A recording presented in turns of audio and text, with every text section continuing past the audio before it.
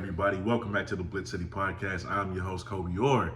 And guys, we are less than 50 days away from week 0 between South Carolina State, my dogs, and Jackson State. Round 2. Listen, this game is coming with so much storylines already, just for the simple fact that we were not even chosen by anybody to beat Jackson State the first time around. We weren't chosen. Nobody expected us to do what we did. They thought we would get blown out, as a matter of fact. A lot of people called for that.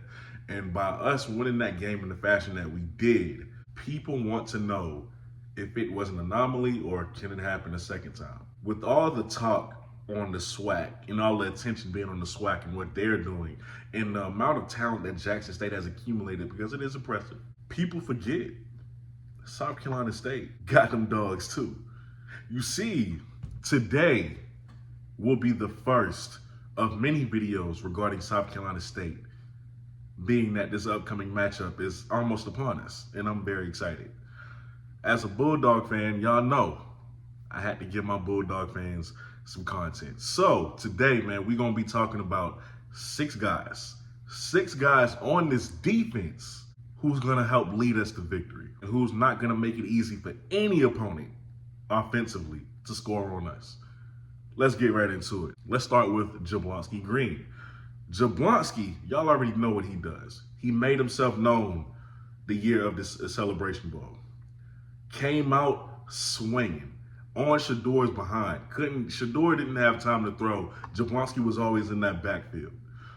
Jablonski Green, coming into this season, he's bigger, he's more agile, he's a lot more aggressive, and he's very hungry. He wasn't happy about the way last season ended. He's hungry. I've spoken with him.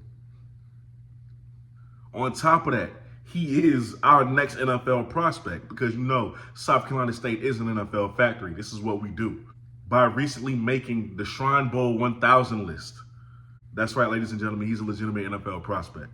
Can't speak too much on how they're going to use him, but just know they're going to get very creative this season with how they use Jablonski Green, and I think it'll pay dividends because, like I said, he looks a lot more leaner. He looks a lot more bigger. He looks a lot more agile. He's just hungry. And the thing about Jablonski is that you know he can't be blocked one-on-one. It's not going to happen. It's not going to happen. You're not going to block Jablonski one-on-one. This man is very disruptive. And you might want to think twice before running his side. But now let's take it to the linebacking core, right? Aaron Smith. How many people know about Aaron Smith?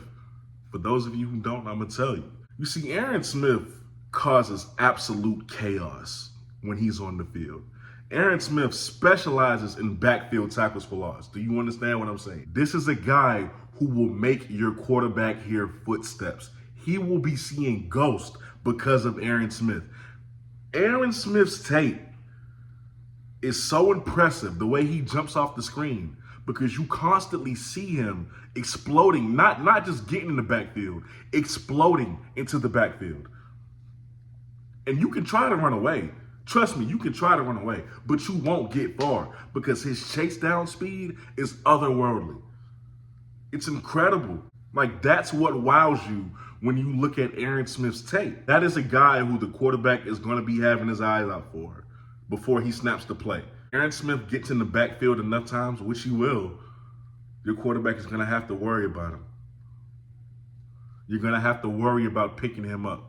Now let's take it to the DBs. Jalen Evans. He's going into his last year of college football, so his hunger is on another level.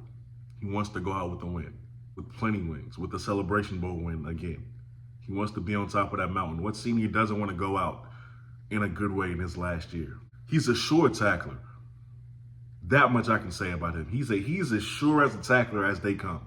Heavily experienced, so that works in our favor. You know, it's great to have young talent, but it's even better to have mature talent who knows what to do, who really won't be lost in any situation because he's been there, done that. Experience is vital. Jalen Evans, one thing I can say about him is that he really stops big plays before it happens. So let's just say your ball carrier does get past the first level.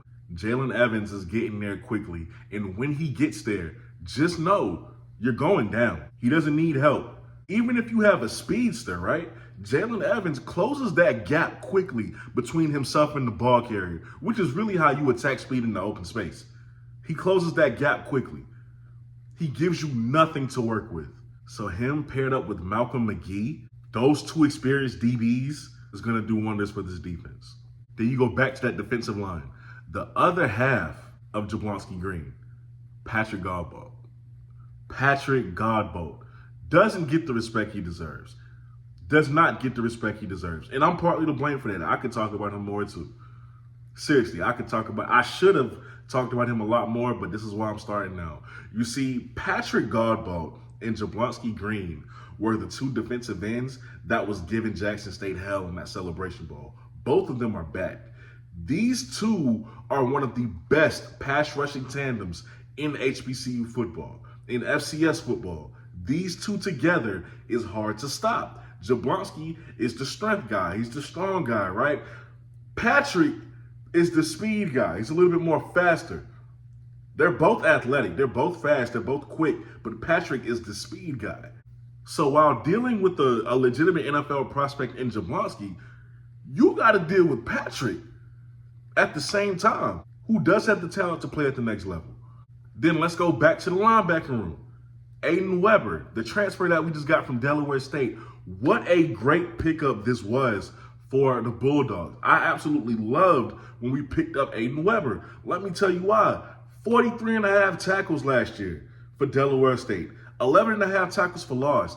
1.5 sacks and an interception. He produced. He really produced. And when I watched him in the spring, all I saw was him flying to the football, disrupting the offense, and helping bring that physicality that we are known for defensively back to the Bulldogs. He's a great addition. So what else can I say about Aiden? Well, number one, he's very aggressive, as you should be as a linebacker. He's very aggressive, gets off blocks pretty quickly, has great play recognition, which I think is the most underrated part of his game. He has great play recognition. And last but not least, the boy get more tackles than Bass Pro Shop, man. That's what Aiden Weber does. So let's look back so far. On the defensive line, you got Patrick and Jablonski. In that linebacker room, you got Aaron Smith and Aiden Weber. DBs, you got Jalen Evans. And the last guy who I'm going to talk about today, Malcolm McGee. That's right, the transfer from Alcorn State, who before that was at Colorado State, Power 5. In terms of experience, nobody has it more than Malcolm McGee. Let me tell you something. A lot of y'all know GSPN from Swacking the Fool. Such a great podcast. Y'all should check that out if you haven't. Everybody knows, for those of you who know G, y'all know he's an Alcorn fan. All right? I don't really trust too many people when they talking about other players, other teams at HBCU. But let me tell you, G is one that I trust because he knows Alcorn well. And when he said in my comments that Malcolm McGee was that guy, I believe him. I believe him because I got to see him up in person. At that spring game, I got to see Malcolm McGee do what he do, helping orchestrate that defense, that secondary. We got guys. This ain't the end. This ain't it. These are just the experienced guys. I haven't even gotten to the younger talent that we have who will most likely see playing time this year. Like I said, I got a whole week to make South Carolina State content, so I'm stretching this out. We're not depleted. We ready. We gonna be ready August 26th. Best believe. So, South Carolina State fans, you let me know what you think down below in the comment section. Thank you so much for tuning in. If you like this content, don't forget to like the video, share this video so that other people may see it as well. Subscribe to the channel if you haven't already, because that would really help me out. And I'll see y'all next time with the next South Carolina State video, that is. I'm out.